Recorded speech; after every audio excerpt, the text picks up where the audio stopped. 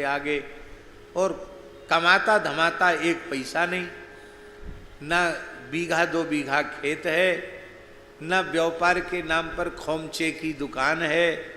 खोमचा जानते हो ना, खोमचा वाले तो ठिलिया लेके घूमते दरवाजे दरवाजे, ऐसा भी तो धंधा नहीं है। एक फूटी कौड़ी किसी की नौकरी नहीं है, कमाना कुछ नहीं, आया कहाँ से रहा है, जा कहाँ से रहा। महात्माओं के जीवन में ऐसा ही होता है। महाराज जी अयोध्या में अपने समय में परम सिद्ध संत थे, बड़ी छावनी के संस्थापक बाबा श्री रघुनाथ दास जी। क्या नाम था? बाबा श्री रघुनाथ दास जी महाराज। उस समय अंग्रेजी शासन आ चुका था। ये जिस राजा के यहाँ तोपची के पद पर थे, वहाँ युद्ध चल रहा था, और आप भजन में बैठ गए। नैमिषारण्य क्षेत्र का कान्यकुब्ज विप्रकुल का जन्म था, आप भजन में बैठ गए। ऐसे भजन में तल्लीन हो गए कि भूल गए कि हमको युद्ध में जाना है। तो स्वयं रघुनाथ जी ने इनका स्वरूप धारण करके युद्ध लड़ा और राजा की विजय हुई। तो राजा ने इनको बहुत पुरस्कार देने का विचार किया, और ये जब युद्ध में विजय हो गई, इसके बाद इनको ध्यान आया कि हमको युद्ध में जाना था। तो बड़े दुखी हो गए। अब राजा के यहाँ क्षमा मांगने चले, आज युद्ध कैसे हुआ होगा, आज तो हार हो गई होगी। वहाँ तो विजय के नगाड़े बज रहे थे।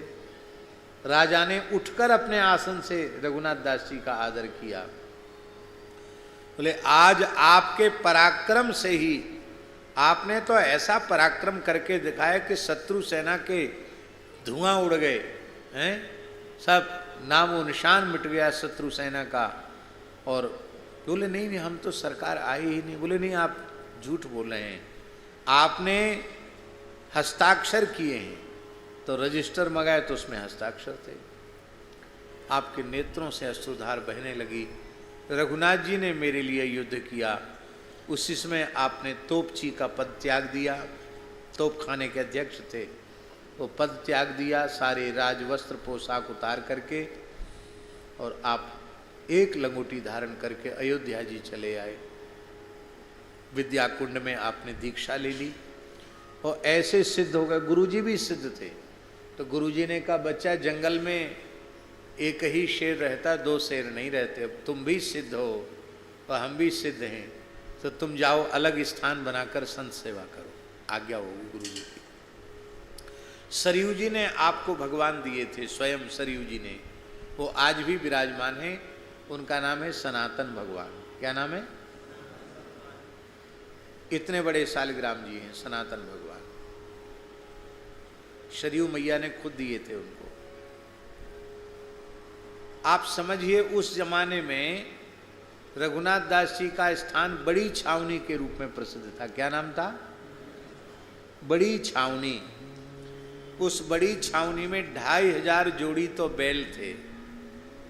कितने बैल थे? जोड़ी। जोड़ी का मतलब कितना हो गया? 5000 हो गए। 10,000 गैया थी,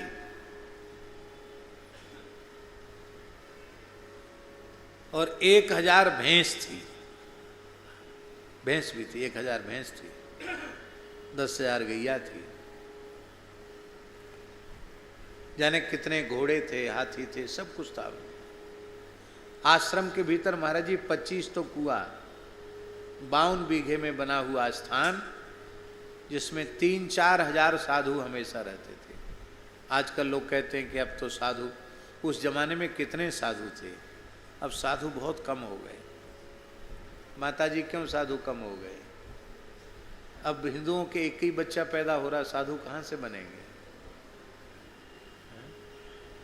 अरे भाई, हमारा ये विषय नहीं है, फिर भी इस हिंदू धर्म को बचाने के लिए वैसे तो कम से कम 1-1 दर्जन पैदा करो पुत्र, पर इतना न हो सके तो कम से कम 3 जरूर करो। एक को इतना उत्तम संस्कार दो कि वो साधु बन जाए, तो आपका गृहस्थाश्रम सफल हो जाए, आपके कुल खानदान का उद्धार हो जाए। वो ऐसा साधु बनाओ उसको कि अपने सहित पूरे जगत का कल्याण कर सके। एक कम से कम फौज में दो जो मोर्चे पे जाके लड़े देश के लिए, और एक कम से कम घर में रखो माता पिता की सेवा के लिए, आपकी सेवा करे।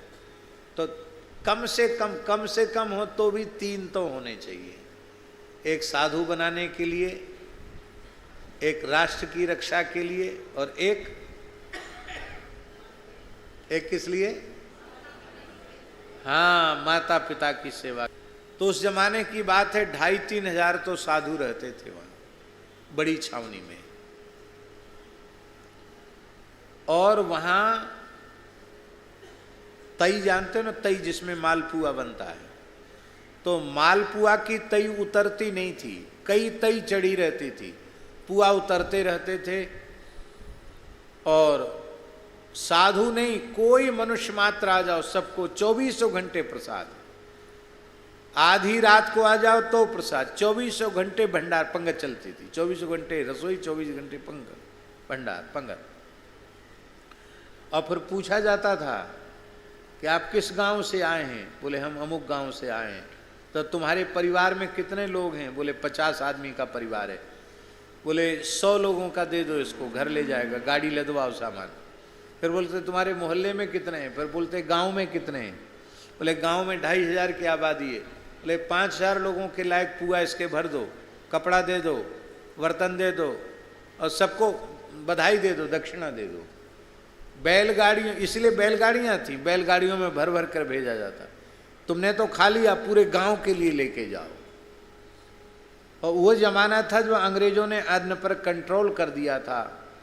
तो अंग्रेजों को बड़ा आश्चर्य हुआ कि ये बाबा जी, ये कहाँ से इतनी व्यवस्था इसके यहाँ जुटती है। तो अंग्रेज गवर्नर आया बाबा श्री रघुनाथ दास जी के पास। और आकर गवर्नर ने कहा, सीता पादरी किसकी उपासना करता है?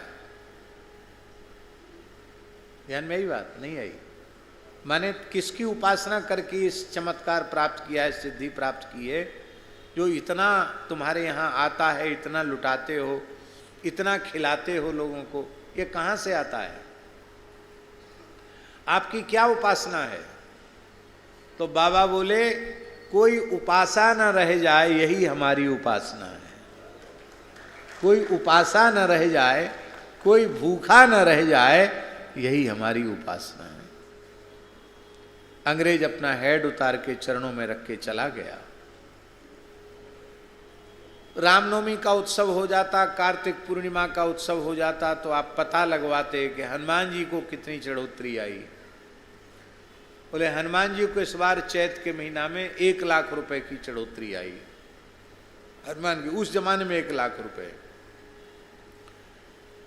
तो अपने यहाँ कितनी आई सनातन भगवान के दरबार में? बोले यहाँ 1.5 लाख आई या 2 लाख आई।